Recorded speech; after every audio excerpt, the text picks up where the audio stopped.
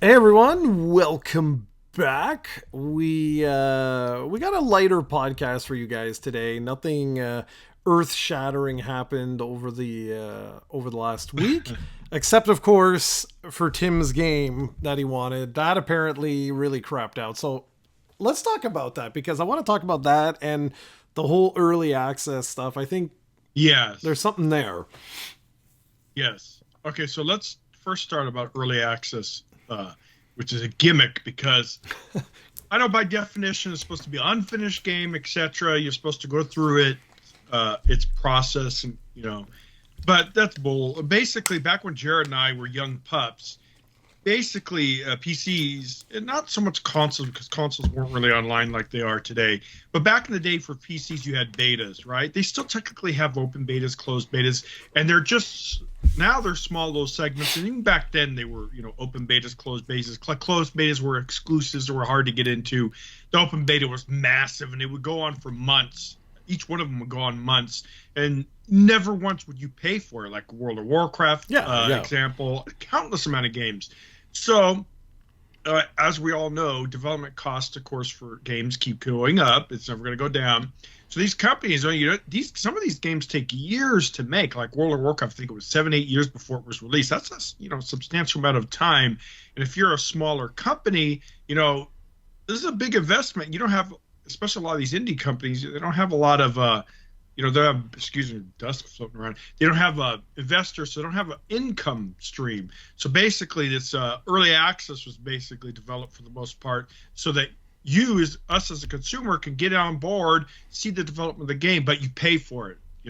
So what sucks about that is it's basically an ongoing beta that used to be free for years, but companies are clever and the issue with ongoing beta, and I'm not ongoing early access, is hey, it's really hurting gaming more than helping. So before we talk about the main game we're going to talk about, early access is never guaranteed to come to completion. So you're taking a risk, almost like Kickstarter, Yeah. probably less risky.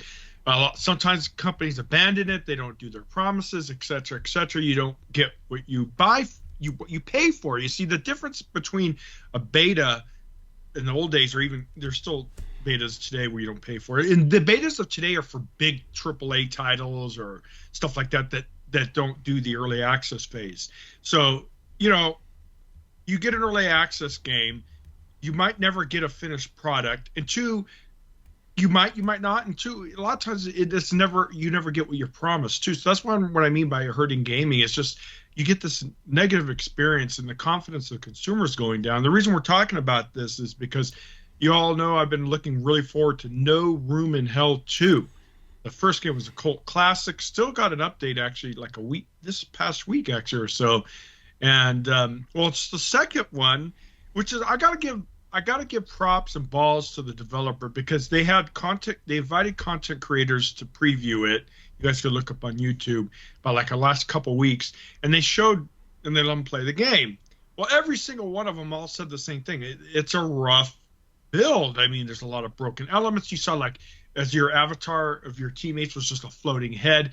Zombies, it's a zombie apocalypse game, like survival extraction. By the way, we've already talked about it, just in case you first time hearing it. So you hit a zombie and a chunk of its brain would be floating or skull would be floating up in the air. Shotguns or you'd shoot and they would go back towards you and just so anyways, a bunch of stuff. But they told the press this is not the build that's going to be on day one of October 24th or 25th when it came out. It just came out a few days ago. So anyways, it was Tuesday, I believe it came out.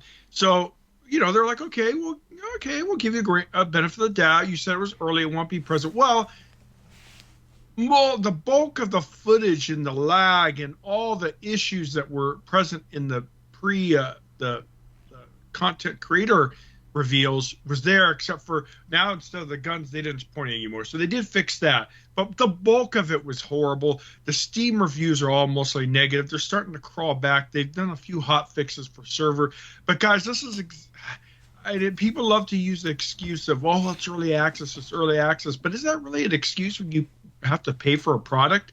And this is where I was I was talking to people on their official Discord, and I wonder what your take on this. I think storefronts should have protection for consumers. Either one, see the condition of how early access the game is. If it's pretty broken and unplayable at parts, it should not be charged. Or they'd have maybe say you can only charge $5 or something like that. They're never going to do that. Or maybe early access games cannot be charged until they've been in early access for 3 to 6 months. Allow them to, get some of their core issues. And the problem too is, guys, is this game might never reach its full potential now because of its rocky launch. The reviews are really bad, so it's a lot of refunds are happening. So the confidence in the consumer's gone, and it's very difficult, as we all know, for a game to recover. Now there has been instances like where No Man's Sky was like the ultimate mecca of that. They had a horrible launch, promises that were not met, horrible reviews, but that company stuck to it. They've repaired, they fixed their game, and now look at it now. It's a highly successful game, but I don't know if this No More Room in Hell 2 is going to have that luxury, but we don't know. We don't know. The thing is, it's still at least a year. They want to have it in early access no longer than a year, but it's probably a good 6 months to a year before it's pretty much a decent or stable, real stable game. And I don't know, man. I think early access is hurting gaming more than it's helping. I understand that developers need income to keep the lights, to keep their employees paid. I understand that, but I mean, this is a bad situation. Look at Cyberpunk. Now, Cyberpunk's not even was an early access. Look how bad of a launch it had. So I don't know. These companies are rushing stuff out, and I think it's decimating. Like you said, they can only have one chance for a first impression, and I think these companies need a wake-up call, or they don't really care. I don't know. What are your thoughts, Jared? Well, there's a lot to unpack there. There is, yes. There really is, because so you guys know, I have a software development team, whatever. It's not a studio, but a company. Now, as a brand new company, you need money, right? You can't do anything without money to pay your team and what have you. Any investor worth their salt will not give you money on an idea. They're going to want to see how many players are interacting with your product, where is it, and da-da-da-da. So it's almost like a catch-22, right? Where you're like, okay, well, so Tim's got this idea. We're going to make a game studio. We're going to make whatever, some game. So you try to raise capital as much as you can in order to do something. Just, it's not going to be, it's not going to be a game, but maybe it's like a demo, or maybe it's, something. So in the case of like my company, I had a choice to make. So I could have released a buggy mess and charged, or knowing I could have released a buggy mess for free. Now, I did it for free. So like EVA is available on the App Store and Google Play right now. If you download it, there's no artificial intelligence, just OCR. Almost everything is manual, but it's free. There's no catch. There's no whatever. We made it very explicit. I have enough money to keep everyone employed until next summer. Now, around February, March of next year, I'm going to be freaking out, right? Like, I'm going to be super, super nervous, because if all the bugs aren't squashed, if the full potential of the product isn't there, well, we're pretty much dead, right? Like, there won't be enough time for me to fundraise additional funds, so it's game over. So I'm taking a calculated risk that the team will be able to deliver by that point in time, so that I can start to collect revenue, impress investors enough to get the next round that we need in order to like really grow. And it's exactly the same for gaming, right? Now, there are ways of doing things though. So I didn't tell you, Tim, my company got accepted into the Consumer Electronics Show. So we're actually going to have a booth. Oh, nice. Yeah, we're going to have that. That's awesome. That is awesome, Congrats man. on that. But I didn't know they still do those shows in person. Oh yeah, CES is 200,000 people, man. Like it's Oh yeah, crazy. yeah. CS is huge, man. See, you remember back? I don't know. Before you continue, remember back in the days that CS used to have game reveals too for a Yeah, little that was while, a but yeah, I long time remember that, ago. dude. Yeah, I remember that. But yeah, so like, what am I gonna do? Okay, so here's the situation. I got it. What I'm referring to as an open beta right now that's in the pub, like out there. It's out there. I'm spending minimal amounts of money on marketing because I don't really want hundreds of thousands of people downloading it, right? Because it's going to leave, to your point, it's going to leave that bad taste in your mouth. You're going Bad to be like, impression. Yeah. this is a little bit, like, what the hell? However, the only saving grace I have is that it's free. I'm not charging anyone anything. So I can't get what you're saying. I can't get that complaint of, oh, what a hot mess this is. The only reason it's even out is because I need to test server loads and stuff like that. Like I need to see what people are using so I can refine those elements. But with gaming and what I'm going to do at CES, there are ways of doing this. And like me, it's not a lie what I'm about to say, but for sure I'm going to use some smoke and mirrors at CES. I'm going to market it clearly as this is version 2.0. So if you go download it today, this is not the version that you're going to get. What you're going to play with at CES is the future of the product that I have right now. And as long as I'm open, honest, and clear about that, no one's going to come back and be like, oh, what a liar or whatever. It's going to be like, no, this is what we're working on. With games, this is the beauty of like a demo, right? Of a deep, good demo. And guys, it costs money. Don't demos are not free. You don't just take the same code. Like you have to optimize for the demo that you have. So you're taking resources away from your main game. Yeah, you are. Yeah. But this is why I said it's multi-layered. There's a lot to unpack here because in one sense, if you were to release, like, let's say you had one of the, what was it called? Iron Fury, I think it was. It was like an old school first person shooter. It was on early access for like 8 months, a year, or something like that. But what was early access was like the first X levels. Okay. Like I it's been so long, I don't even remember. And that was okay. Like the price, let's say the regular price was like $50, $60, something like that. They were like, okay, we're putting it in early access and it's going to be like $15. So a substantial reduction while it's That's what they should have done. Yeah. Well, this is my point. Like, cause I hope I'm making sense, guys. Like as a developer, like a development studio myself, like I know the challenges. Like it's not easy raising money when you don't have a product out there. And I know it's a double-edged sword because at the same time, you don't want to leave like a bad impression, but sometimes you don't have a choice. Like to your point, Tim, if we don't have money, we go bankrupt. Then the game never comes out and it's game over and that's the end of it, right? Like, so it's that juggling act of how we do it. I really liked how, what are they called? 3D Realms? The guys that did Duke Nukem back in the day. Uh-huh. They did this. It was like the Duke Nukem engine or whatever. And they just made like this new retro first person shooter. It was great. It was absolutely great. And I really liked how they handled for early access. Like I really liked it because they gave you like the beginning of the game 100% polished. Like I mean perfectly polished. No bugs, no glitches, no like whatever. And then you got to a certain point and it was like doom, like coming soon, like the rest or whatever. It felt like an overglorified demo, if you will. But the fact that I paid like under $20,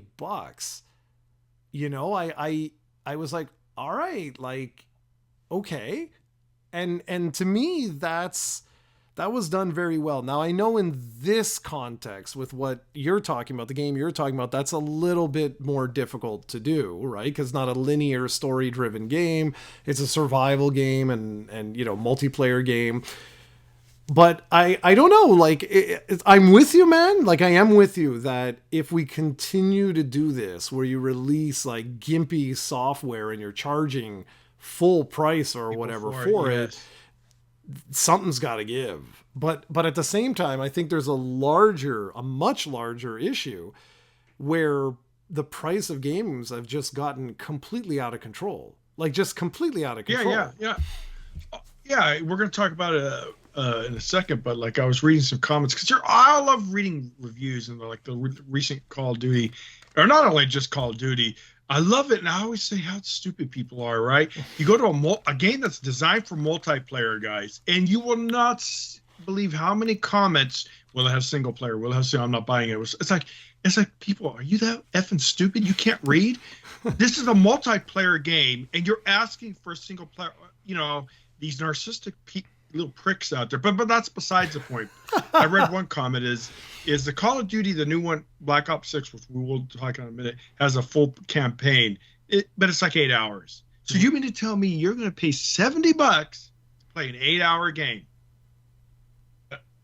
I just don't get it. But anyways. No, well, dude, to each his own for that. But I agree that, like, don't complain that it's only 8 hours or whatever, if you know that the series bread and butter is multiplayer. Yes. Now, complain all you want if that was Halo. Now, if it was Halo, then yes, go ahead and complain, because that's a story-driven game with co-op and a great multiplayer. But if they turned it into only a multiplayer game, then yeah, I would complain. I'd be like, what the hell, guys? Like, I want to continue the story of Master Chief, But yeah, you're right, man. The prices are going up like $69.99. Yeah. Not only that, I'm thinking of which, I looked at, you could pre-order Monster Hunter, thinking of prices. You could pre-order Monster Hunter Wilds, which I will be getting. All of our community members on Discord will be as well. But let me just bring it up. And this is what's ridiculous. And I mean, each their own on what you could spend your money, but you guys got to be smart with your money. So the pre-release Monster Hunter, there's 3 versions, by the way. Love this, right? And Capcom's notorious for this, by the way. Not only them, but others. $69.99 for the base game. Okay, whatever. Standard.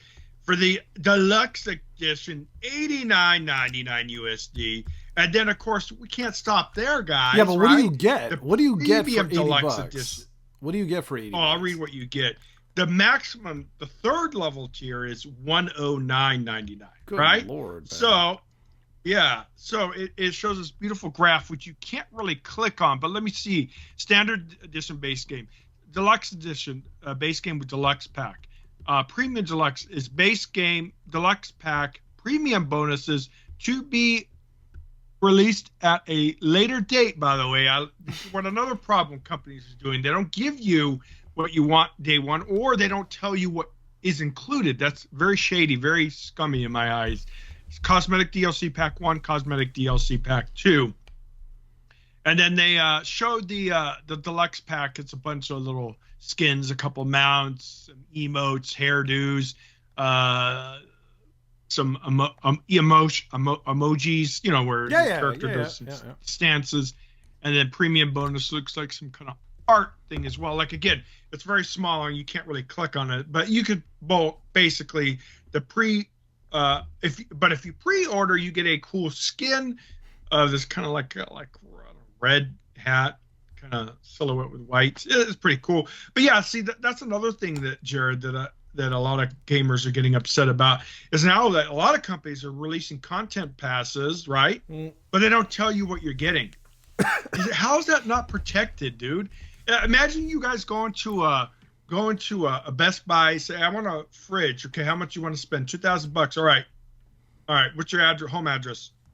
Okay, we'll have it there Tuesday. Can I see what I'm buying? Don't worry about it. Yeah, don't worry about it. Yeah, Yeah, don't worry about it. It'll be obviously it's a little bit of exaggeration, but the concept's still there. You're buying something and you don't know what you're getting in return. And I personally think these Steam, Epic, all these storefronts should have protection, requiring the developers to full disclosures, and they don't. And maybe it'll change, but guys, you know how you make it change? You speak with your wallet, not posting on Keyboard Warriors, because they don't. Companies and executives don't care what you complain on Reddit and Steam forums. They don't care.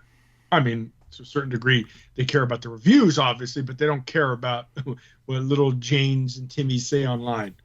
Yeah, I mean, honestly, yeah, I don't like that practice. That practice of like, no, I don't. Like, it's so common now. Yeah, I know. Especially with like, I mean, I'd have to read the fine print of like, your deluxe, digital deluxe, but like, these things were like, oh, the season pass, and then the game doesn't do well, and all of a sudden, it doesn't do well, or season pass is like two hats. There's your season pass. Yeah. Like, no, what? it's true. Or they're very vague. They don't even give you a release date anymore. It's a release window. Oh, it'll be between now and February next year. Yeah. So you mean you could tell me I could go months without even getting any value out of my? Well, yeah. So I don't like this, man. No, exactly. And I wonder if there's going to be any kind of like, I'm so happy I waited to play Final Fantasy 16. Yes. It would have made my top 10 games of last year for sure. It would have, because it was much better than I thought. It wasn't the RP like I mean this is a dead horse I've beaten like crazy, but it wasn't an RPG, but it was a really good action game. However, had I played that when it was originally released, spent the whatever, $70, $80, like whatever the hell. The games are so expensive, it's ridiculous. Like if I would have bought that, it wouldn't have come with the 2 expansion packs. Right? So I would have had this whole season pass thing and whatever, and I wouldn't have known. I would have had no idea. And the first one is literally this micro little dungeon and you're done. It's like this small little DLC thing. And, I sit there and I'm like, okay, but the base game was like $80 and then this was 20. Like, what the hell? Yeah, it doesn't make sense. Yeah. And dude, I gotta talk about this for just 2 seconds, because I don't think I mentioned this the other day. Or I may have, so I apologize if I already did. But I am really starting to get annoyed with the digital storefronts on consoles where the pricing is more expensive than Amazon. I'm like, yeah, you see what the hell, man? That's not cool.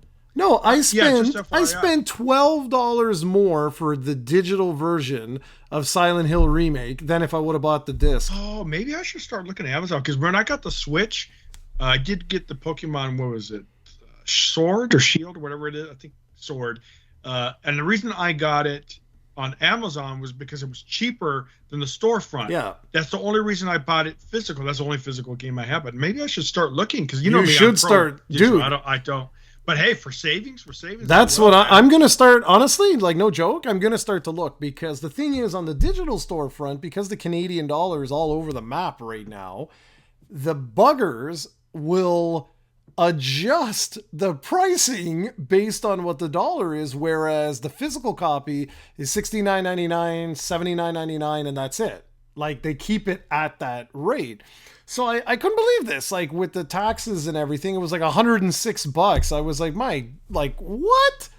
Like, totally bonkers, man. Yeah, it's ridiculous. And like I told you, in theory, digital, it does save that company a lot. They don't have to deal with distributors. They don't have to deal with shipping costs, manufacturing costs. So the companies are saving money, and they should pass that savings to us, because there should be more of an incentive. But again, these companies are never going to change, right? Yeah. So why? Oh, thinking of which, we'll talk about I showed you that story as well. We'll talk about the Microsoft's news about the the big chief executive officer a little bit. Yeah, well, we can So, we yeah. can let's talk about some of the Microsoft stuff because it's kind of interesting. I mean, some of it is not like that. Go ahead, say your story. All right. So a couple things from Microsoft.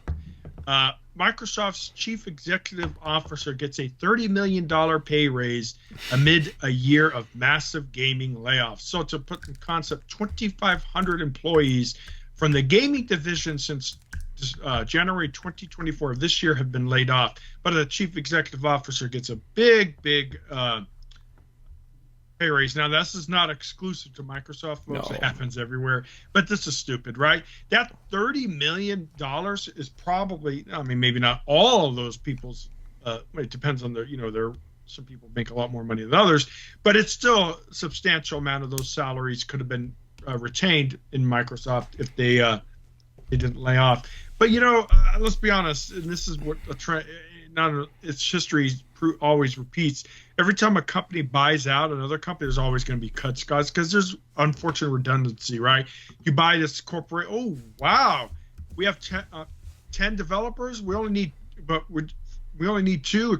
I'm just throwing out, no, for sure, dude. Going on there. But basically, there's more cooks than needed, and they cut it. And that's unfortunately part of it. But this trend, at least in corporate America the last several years, is companies are record profits like Microsoft, but all these companies are cutting cuts. And a lot of the stuff of that is because of AI is replacing people's jobs, and it's going to continue replacing a lot of people's jobs. But yeah, I mean, a lot of people are laughing at this, but I mean, it's not really new news, but it's just, how do you think that makes people feel? You mean you're affecting people's livelihoods. So, and then, this guy gets this huge raise, and it's like, well, wow, let me, okay, okay, because boy, have I learned stuff, guys. I have learned stuff with my new company. Let me tell you. Okay, so first off, here's everybody. Take your own personal sort of beliefs, egos, all of this. Put it aside, okay? Because we're not going to talk about if it's right or wrong. That's a whole other conversation, right? About the ethics about doing this and everything like that, okay? But what is the CEO's job? What is their actual role? And I can tell you. Yeah. If you would like to know, it's to make the stockholders happy. Exactly. It is to maximize That's their job. The shareholder profit. So in the United States and in Canada, we have what is referred to as the corporate charter. Think of it like a charter of rights. Think of it like your legal contract sort of thing. And so in the corporate charter, they basically, in a capitalist society, the goal is to make your shareholders as much money as humanly possible. Now, again, responsible for that. Of course. Now, again, we're not talking ethics. We're not talking about what's right or wrong. That has nothing to do with this conversation. That is the individuals. That is their job to do. Now, when they are hired, and if you would like to read a really good contract, okay, you can go and read the Starbucks CEO contract. It's public information. It was released, and you'll understand how things work a little bit better. So when you negotiate your contract, you negotiate it typically on a 2 to 3 year term, with an exit clause, because you have to remember that every quarter you are judged. As the CEO, you're judged. If the share price decreases in any of these quarters, you can have a vote of no confidence and you're out. You're out of a job. So typically, in order to acquire the best, the board will vote outrageous packages for these individuals. And I'd love to tell you that it was just the CEO. That is not true. The CFO gets a ton of stuff. Typically the COO, chief marketing, the C-suite typically gets ridiculous packages. So in the case of Microsoft here, I don't have it in front of me just because I'm doing a lot of stuff, guys. I got to leave a little earlier than normal today, so I don't want my computer to explode. But if I apologize if my numbers are a little bit off, but I'm pretty sure that the CEO's salary is 2.5 million. That's the base salary of what he gets, which is exactly the same as last year. Okay? So, what is this all about then? Well, the way, especially in large corporations, the way you incentivize your C-suite is through shares. So you will issue them a significant number of shares based on the performance. So what people don't understand with this and why it always happens, and to Tim's point here, this is not exclusive to Microsoft. This always happens. You'll do a significant amount of layoffs, which reduces your operating costs, which gives you higher profit, which typically increases your share price. So ergo, whatever clause that you negotiated in your hiring contract activates. And in this case, he ended up with whatever it is, like $32 million of shares. It's not liquid cash. Now, of course, he could just go and sell them. People don't understand. Yeah, you can't sell, but people don't understand. But if he's a smart investor in Microsoft, you have to remember too, guys, this guy, he's taken under his leadership, and Microsoft's now a $3 trillion company. So people, I know you see, this is the thing too, and I'm kind of hard on because I don't know the age range of a lot of these posters, but you could tell they're immature, at least the way they talk. They always talk about the gamer and this, and they don't realize that these companies are not their friends, man. They don't owe you anything, right? Now, we were talking about how they promise stuff in their product and they'll deliver. That's one thing. But what I mean is they're not there for your friend. They're there to make the money. This includes indie companies. There are small companies that make quote unquote passion projects, but at the end of the day, they still need to get paid. Otherwise, these projects, like you said, they go belly up and you never see them. Make no mistake, it's all about money at the end of the day. Yeah, there might be indie companies are usually more known for their engagement with their communities, et cetera, but they still are not your friends, guys. And these people have such a kind of immature mindset, and they just have no idea how businesses work. Well, that's why. So that's why. So I mean, I hope everybody understands what I'm saying. I'm not saying that this is right or wrong. Of course, it's not. Yeah, that's totally different. Yeah, like if you were to talk to me, sit at my sofa in my living room and we have a little bit of scotch as we're talking about this, of course I'm going to tell you, who wants to see thousands of people lose their job while one individual gets $1 gajillion more? Like, of course, no one wants to see that. But you need to understand the foundation, the building blocks of these corporations to understand why this happens. It doesn't just randomly happen. And if you are looking for some examples, I mean, when Iwata-san from Nintendo, when they didn't perform, he took a voluntary cut in his salary because he wanted to sort of show that this was not okay. That's a Japanese company that's very, very, very different. I was going to say Japanese are some of the other Asian they're very different from Western. You'll never see a chief executive officer say, "Hey guys, we did underperformed. I myself will take a pay cut to stop the bleeding, and hopefully we don't have to lay off." You'll never see that in the U.S., dude. No, it's just exactly. Now the other thing, just like really, really quickly, if any of you are interested in other types of like, I'm sure someone is thinking, okay, well then why doesn't someone come up with a different system? There are. So you can become what is referred to as a B Corp. So a B Corp is a corporation that basically gives those profits back to their employees, and they do profit sharing, community sharing, stuff like that. But these are very few and far between, right? Like very few and far between. And the other big problem, like really big problem that we've had in the last, I would say, 100 years or so, And this is something that I don't know how we fixed. Legitimately don't know how we fixed. Because the executive team's compensation package is attached to quarterly results, how do you ever get anyone to plan long term? Yeah, that's a problem too with a lot of United States companies. It is. It's a huge problem. They don't have a long. They don't have a long term.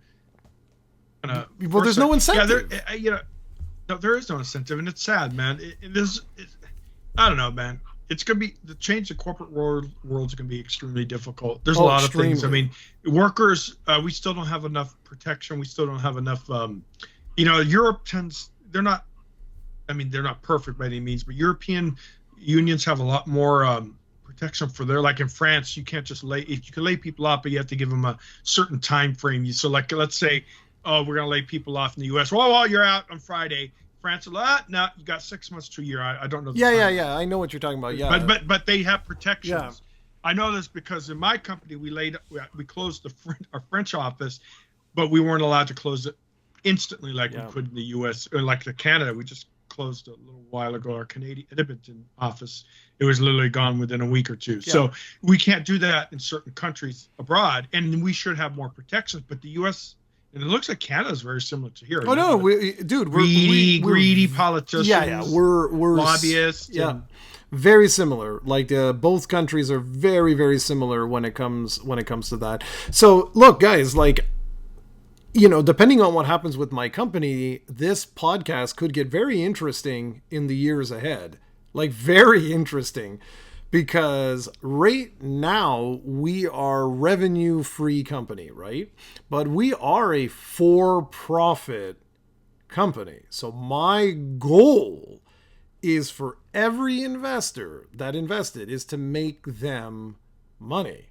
Like, that is the goal. Now, we're trying to be ethical. I don't want to lie to people. I don't want to scam people. I don't want to do any of this. But it is going to be very interesting to see what happens once we do have revenue. Like once you pass, $10 million annual revenue, stuff like that. Like what happens? Because that's where the pressure comes in, right?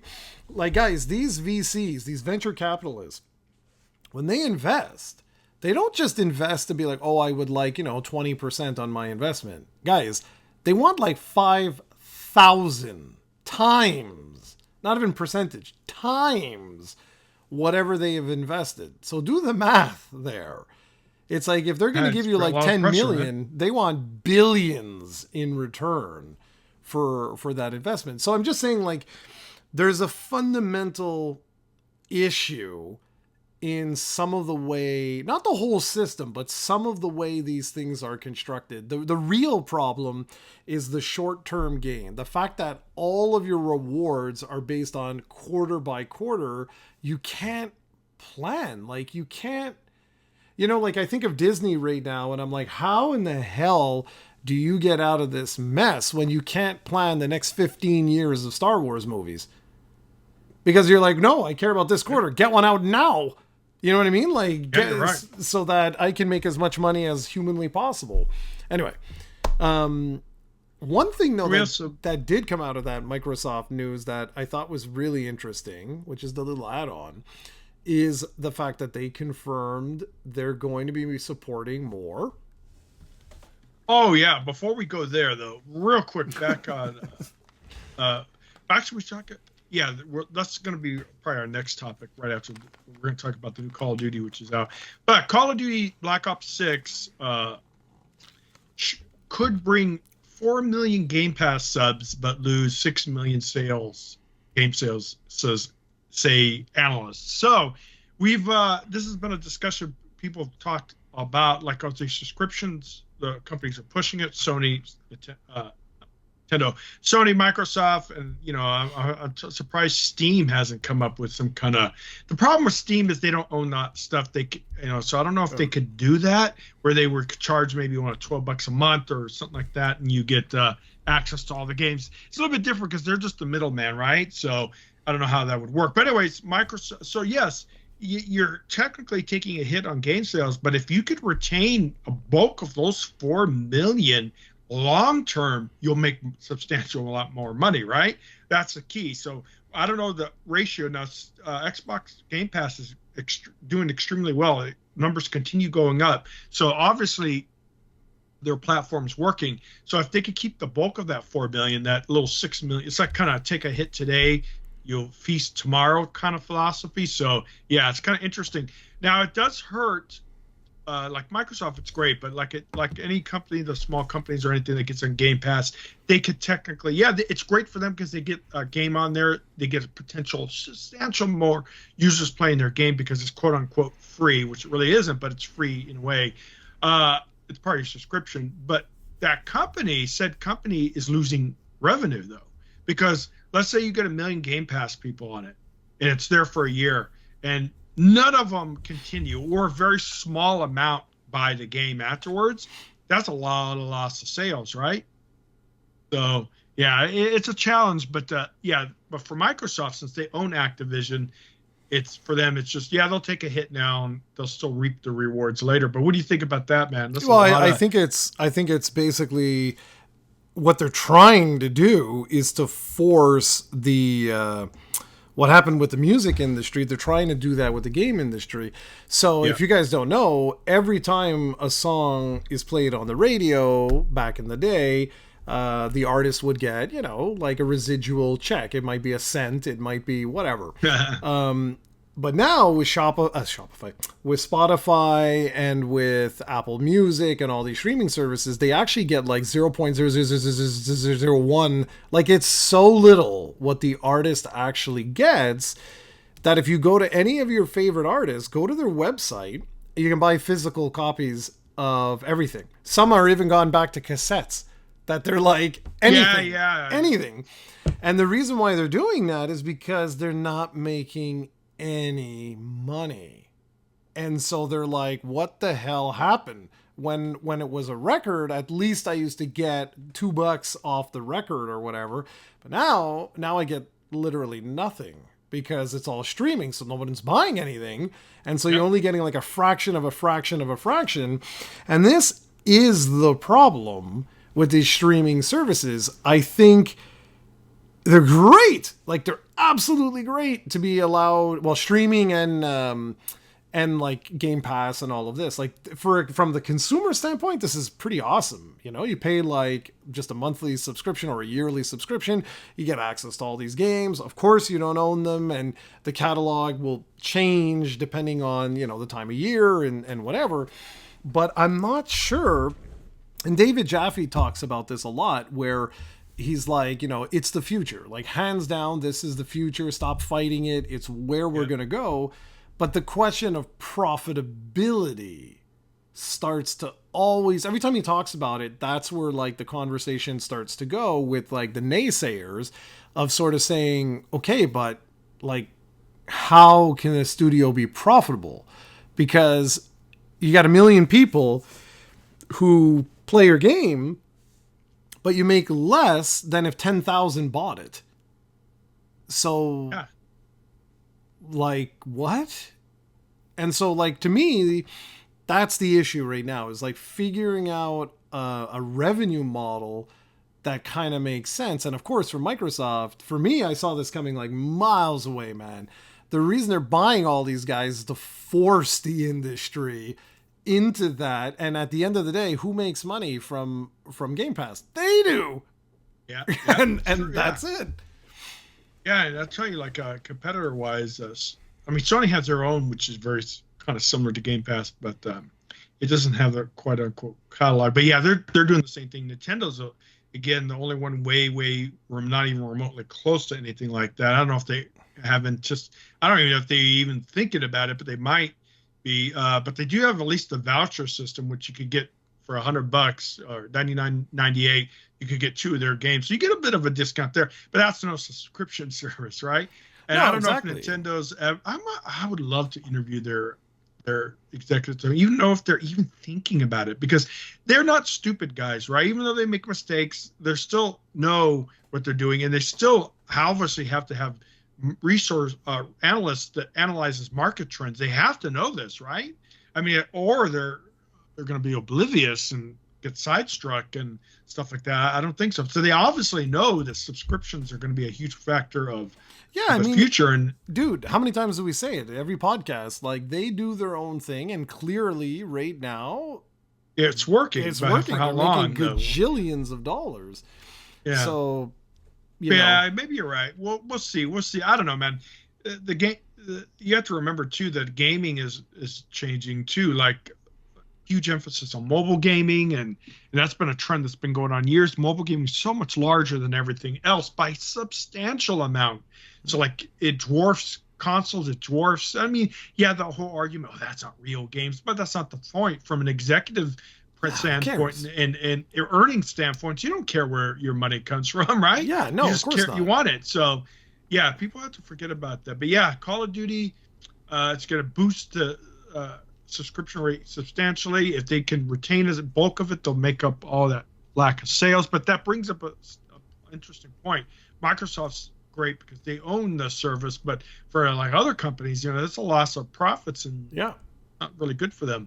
So now we could talk about Microsoft, what you were do about their new plans and stuff, which if you want to go ahead and start that off. Yeah, sure. So basically, the long and short of it, or the short and long of it, or whatever you say, what Tim and I have been talking about, I want to say for months now, is finally coming to fruition, which is they're going to be releasing more and more content for Nintendo, Sony, and any other content sort of platform out there. And I think this should surprise literally nobody. Like, you don't spend billions and billions and billions of dollars to acquire all of these companies only to release it on your own platform. That legit makes no sense. Like, no sense. You want this front and center everywhere. And Digital Foundry, I think it was Digital Foundry, I saw it in my feed this morning, and it made me chuckle just because it's like, guys, it's gonna happen. Where they were comparing like the frame rate of like Black Ops 6 on the PS5 versus the new Xbox. Well, not the new Xbox, but Xbox Series X. And, it was like, oh, it's performing better. It's like, guys, stop. It's not a competition. Like Microsoft, if you're a big Sony fanboy, Microsoft's winning by you playing the game. They're making exactly. revenue. I'm like, what are you? Ultimate fanboys there. I'm like, buying the enemy's product. That's it. I was laughing. I was like, God, people, like, relax, man. I'm telling you, if they're not already, which I think they are, but if they're not already, they will be the largest platform publisher in history with the companies that they own now. And it is what it is. I don't want stuff to be exclusive. How stupid would that be, right? Yeah, I don't like exclusives either, man. And I'm glad that a lot of the Sony games are now coming on PC. Well, that's and Sony's finally woken up to that call as well. Yeah. They know that the revenue from PC supporting PC is huge. And well, why would you limit yourself? That's always been the thing. Is like, why, especially now? It's not like it was years ago. The cost of development is so much higher. Yep. Exactly. And like, I'm hoping that we get like a Gen 2 Steam Deck or one of these types of things. I really am hoping, because what an awesome device to be able to have like a PC on the go type of thing is super cool. Like that's, I was updating it this morning. Has a Steam Deck, right? You and her both have a Steam Deck. I don't know how much she uses. She's not really a PC gamer. That's why I was surprised she got it. Well, Cran had, I think it was like, my God, I think it was like the first week or something like that. It fell, and she'll leave a comment, I'm sure, to correct me. But it was something like it fell and like the screen cracked or something. Oh, was her? Well, good. I know that happened to her computer. That's why she got the Steam Deck, because her computer something fell for that too. Man, Cranberry, are you always dropping things? Maybe you should be a little bit more careful. Oh Jesus. boy, here we go. But anyway, I honestly, she'll correct the story, but I know that something happened with the Steam Deck, and she reached out to Valve, and they were basically like, "Yeah, well, we're not replacing, tough bananas." And I think that just really left like a sour taste in her mouth. And I don't blame her. Like me too. I'd be like, "Hey guys, come on, man! Like, hook me up a bit, like a bit." My ring, this ring, it's an Ura ring. I got this like 4 years ago or 3 years ago or whatever. I contacted the company last week or the week before, and I was like, "Oh, hey guys, I think the battery's dead. Like, is there a way that you can check, or because it went from like 5 days without charging to now I have to charge it twice a day."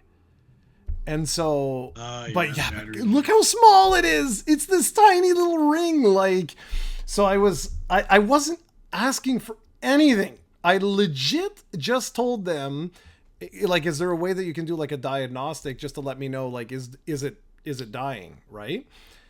Lady that I get, she gets on there and she's like, "Oh, you've been a member for like, like not a member, but like a, whatever, a fan or whatever, a customer, that's the word, for so many years."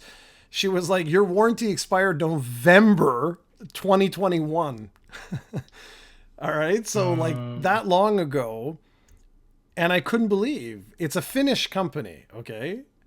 And she goes, "Well, I there's two things I can do for you. I can either give you a replacement model of the one you have for free. Okay. But it'll be a refurb. So it'll be, it may have light scratches or whatever. Or I can give you like $100 US off the price of anything on our store." And I was like, why are you giving me anything? My warranty warranty expired 3 years ago. What the hell is wrong with you guys? Anyway, so I have the brand new ring that came out like literally a week ago, coming for 100 US. So that's like 130 Canadian or something off. That is customer service, man. Yeah. Yeah. I think I remember Cranberry talking about that and she wasn't happy. Yeah, she was really not happy. So like to her, she was like, "Well, that's it. Steam is dead to me." Yeah, but Cranberry, what you learn, be careful. Don't drop things. 'Cause I think she dropped her computer too. I remember because her motherboard cracked or something. And that's why she had to get the Steam Deck. Yeah, Cranberry, always dropping things. Butterfingers, we're going to call her. Oh my gosh. Yeah, this is all Tim, Cran. This is all Tim. All right. Jared agrees with me. But no, that sucks that Valve didn't do anything. But yeah, unfortunate. So I guess she's not going to buy the Steam Deck too then. Yeah, I doubt that very much. Me, on the other hand, I am very much looking. I almost got the OLED version because biggest complaint with the Steam Deck is the battery. It's brutal. Like, I mean, brutal. Lasts like maybe an hour. That's not good. Yeah, it's just. You're playing PC games on there, man. Those games aren't quick usually. So. Well, that I know, and so that's that's the only thing. If you like lower all the settings, like really lower the settings, you can get it to like maybe 2 hours, something like that. And of course, the battery is aging, right? Like, I'm hoping with Valve, that's the problem. They never friggin' announce anything. They always announce it and it's up for pre-order, and it's like, okay, but I would like to know in this case. I just like to know, because otherwise I almost got one, man. Like, ooh, I almost got one. Yeah, we know you, Jared. But you have to have the best. No, but I was like, we're too close to a potential Steam Deck 2. You know what I mean? I'm like, I don't, that makes no sense. I'm not going to get something that's just as equally as powerful as that. Literally makes no sense. So I'm holding out. I am holding out, but it is going to be absolutely fascinating to see the Switch 2 and the Steam Deck 2. And I know they're not, guys, they're not going to be comparable. One's a mass market device. The other one is more niche. Like, it's going to be over $1,000 for sure. Oh, But I am curious to see. I'm just curious to see. That's all. Like I really want to see like how are they going to increase compatibility and stuff like that. And of course there's all these rumors. There's been rumors for ages about Xbox. And I still say, man, if I'm Microsoft right now, I would still have a dedicated hardware, but it would be Windows based. I know it's gonna get hacked and everything else, but I wouldn't care because the fact that you could put Xbox, Epic, and Steam all on that for the television, that would be the first time that I would sit and really have to think about other consoles. Like, is there really a reason? Because Sony, right. we know Sony's going to go next gen for sure. It's going to be day and date. Like, all of their games will be day and date on PC, which then begs the question of like, well, then why buy dedicated hardware? Like, Hey, right. so. Well, some people don't like buying computers. They just like the ease of consoles. So there'll always be that market. But yeah, you're right. It's like from a consumer standpoint, it'd be kind of not a good idea to buy dedicated. Just get the PC. You get more value out of your money. But, some people just, they don't really care about PC. Yeah, I know, but I Right. still say, like, the Steam Deck is the closest I've ever played to someone cracking that code, that Yeah. simplicity of that. And I still say, man, I know they tried in the past, but they didn't have the emulation layer. Now they do. So like a Steam box or a Steam console or whatever, there could be some value. And holy crap, it's time to wrap up. Oh, yeah. Wow, it's been an hour already. God, how time flies. My lord. The next week, we'll hopefully be back with some more stuff. I'm not sure what'll be coming out, but it's Halloween, so we'll definitely probably talk about that, right? I don't think Jared dresses up, but he might. And thinking about, there are some the Steam Halloween sales about to start, actually, I think in 2 days on the 28th. So we'll definitely cover that on some of the big deals, what you should pick up. It's mostly going to be horror focused, but not all their titles. So a lot of the horror games will definitely be on discount. And yeah, I'm looking forward to the sale. Steam does a great job every year. They have so many different sales, guys. Oh, yeah. Summer sale, winter sale. I want to make money sale, Yeah. Valentine's sale. Yeah, so it's always good. That's it. All right. And Tim, write this in your calendar. We have to record on Friday next week because I fly to Atlanta. Not Atlanta. I fly to when's it Nashville on Saturday. Oh, wow. Too bad you're not so close to LA because we could meet up. Remember, get your Carl's Jr. I don't know if they have Damn Carl's right. Jr. I'm there. not sure. I'm not sure. They have something else, maybe. Anyways, I'm sure you'll figure it out. But yeah, enjoy your trip. We'll definitely record on Friday before that. All right, guys. All right, guys. Take care. Ciao, ciao.